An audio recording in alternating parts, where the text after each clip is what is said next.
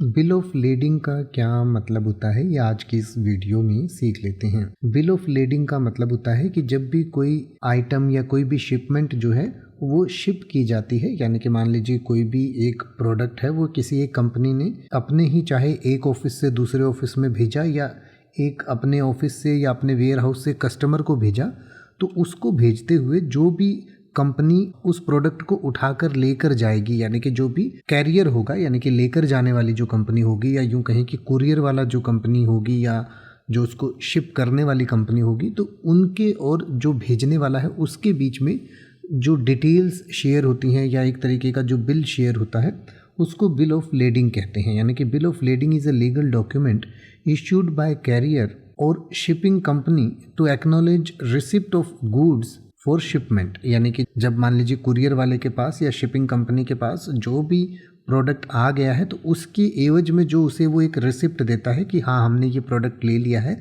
यहाँ से ये उठा लिया है और इसको हमें वहाँ डिलीवर करना है, तो वो जो डिटेल्स जिस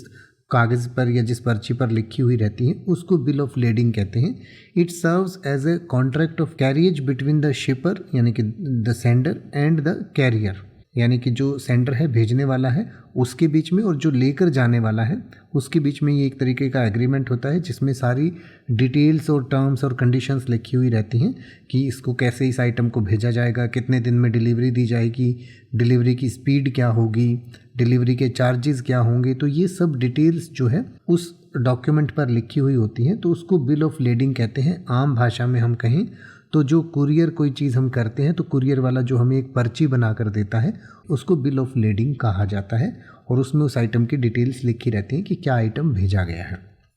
अब आप ऐसे ही किसी भी वर्ड का मतलब हिंदी और इंग्लिश में YouTube पर सर्च कर सकते हैं, आपको मेरी वीडियो मिल जाएगी जिसमें आप बिना किसी फालतू बकवास के सीधा उस वर्ड का मतलब समझ पाएंगे। तो ऐसी ही वीडियोस को देखते रहने के लिए चैनल को सब्सक्राइब करें और बेल आइकन को प्रेस करें।